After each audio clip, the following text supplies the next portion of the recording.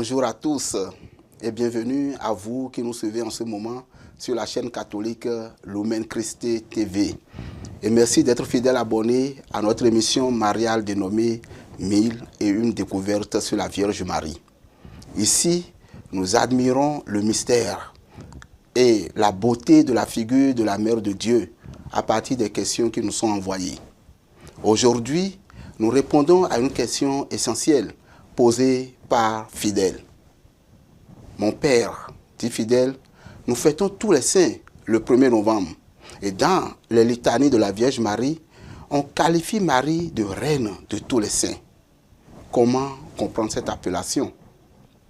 C'est une question riche de sens, car elle nous permet de découvrir dans le mystère de la sainteté de Marie sa place unique dans le cortège de tous les saints. Avec toi, Fidèle, et avec tous les amis, nous allons prendre le chemin pour mieux comprendre comment et pourquoi Marie est honorée comme reine de tous les saints. Commençons par la base. Pourquoi appelle-t-on Marie reine? Chez nous, catholiques, le titre de reine accordé à Marie ne signifie pas qu'elle possède une royauté terrestre, ni même céleste. Elle n'a pas un royaume qui lui appartienne en privé. L'expression veut insister sur la participation spirituelle et céleste de Marie à la royauté de son Fils, Jésus-Christ. C'est en relation au Christ, le roi, que Marie porte le titre de reine.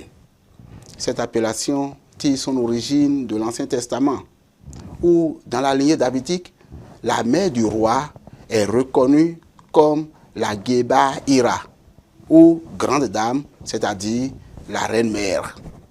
Prenons par exemple le livre des rois. Dans 1 roi, chapitre 2, verset 19, nous voyons Bethséba, la mère du roi Salomon, assumant un rôle royal et honorifique. Cette image se reflète en Marie car elle est la mère de Jésus, le roi des rois. Et par son association avec lui, elle est également reine au sens spirituel. C'est parce que Jésus est roi que sa mère est reine-mère. Dans le Nouveau Testament, Saint Jean nous parle de sa vision dans laquelle Marie est représentée comme une femme couronnée de 12 étoiles. C'est dans Apocalypse chapitre 12, verset 1. Cette vision symbolise à la fois le nouvel Israël, c'est-à-dire l'Église, et dans une lecture spécifiquement mariale, elle nous révèle un mystère de Marie en tant que mère du Christ, le roi.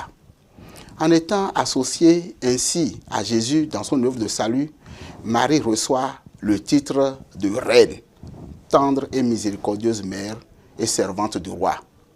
Ceci dit, Fidèle, revenons au titre même de Marie, reine de tous les saints. Comprendre Marie comme reine de tous les saints exige que nous la voyions d'abord comme le premier disciple du Christ et modèle de sainteté.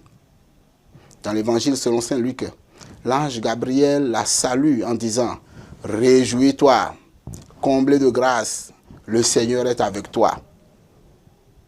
Cette expression « comblée de grâce » signifie que Marie a été préparée de manière unique pour devenir la mère de Jésus et qu'elle a reçu une plénitude de grâce qui la rend pure et sainte.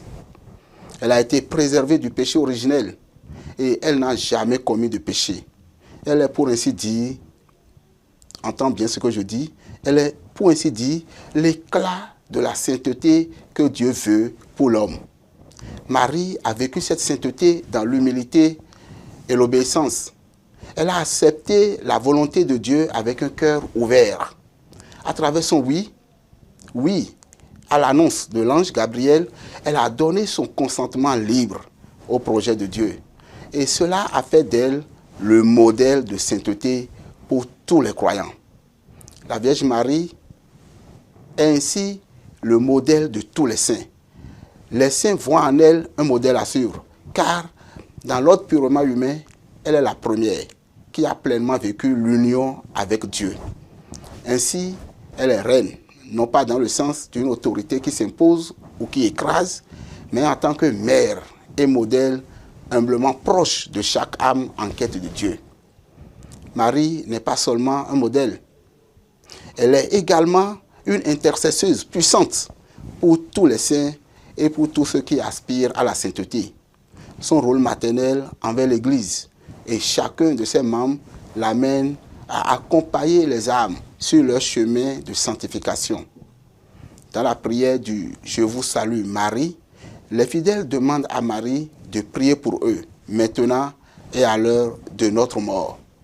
Cette prière reconnaît Marie comme celle qui intercède pour nous, non seulement en ce moment présent, mais jusqu'à la fin de notre vie et au-delà. Les saints, tout au long de l'histoire de l'Église, ont souvent exprimé leur dévotion envers Marie, en reconnaissant son rôle d'intercession. Saint Bernard de Clairvaux, par exemple, disait que Dieu a voulu que nous obtenions tout par Marie. Ce rôle d'intercession fait de Marie une reine compatissante et miséricordieuse, car elle porte tous les fidèles dans son cœur et les élève vers Dieu par sa prière. En étant reine des saints, elle accompagne donc chacun de ses enfants, et toi, fidèle, vers la sainteté. Et elle nous attire vers la lumière divine. La royauté de Marie, vue comme une reine des saints, est avant tout une invitation pour nous. Si elle est reine de tous les saints, c'est pour nous rappeler que la sainteté n'est pas réservée à une élite, mais qu'elle est une vocation universelle, offerte à chacun de nous. Marie, par son exemple et son intercession, nous montre que nous sommes tous appelés à la sainteté et que nous pouvons devenir saints en vivant l'évangile avec foi et amour au jour le jour. La première vocation de l'homme est l'appel à la sainteté. La parole de Dieu le dit en Matthieu 5, chapitre 48, « Soyez saints comme votre Père céleste est saint ». À travers donc son humble service, sa compassion et sa foi inébranlable, Marie nous montre le chemin de la sainteté. Elle nous invite à la rejoindre dans cette quête d'union avec Dieu. Elle nous guide en nous rappelant que par l'Esprit Saint, nous sommes sanctifiés et que la grâce de Dieu peut nous transformer pour que nous devenions des témoins vivants de l'amour divin. Mon frère fidèle, dire que Marie est reine de tous les saints revient en conséquence à affirmer que, hormis Jésus le roi, Marie est notre mère spirituelle et notre modèle suprême de sainteté. En honorant Marie sous ce titre, l'Église ne fait que reconnaître le rôle unique qu'elle a joué et continue de jouer dans le salut de l'humanité. Marie nous montre que la sainteté est un chemin d'humilité, de service et d'amour, et qu'elle est accessible à tous ceux qui se confient à Dieu. En évoquant Marie comme notre reine, nous reconnaissons en elle celle qui intercède sans cesse pour nous, celle qui nous guide patiemment sur le chemin de la vie éternelle. Elle est la reine qui nous invite, non pas à la gloire terrestre, mais à la sainteté, la vraie, celle qui nous rend pleinement vivants en Dieu, la gloire céleste. Merci d'avoir été avec nous dans cette découverte. Que la Vierge Marie, reine de tous les saints, vous accompagne dans votre vie de tous les jours et qu'elle intercède pour nous en abondance. Qu'elle vous bénisse, que son Fils vous bénisse, que le Père et le Saint-Esprit vous bénissent, le Père, le Fils et le Saint-Esprit. Et à très vite pour une autre découverte, toujours sur Lumen Christi TV.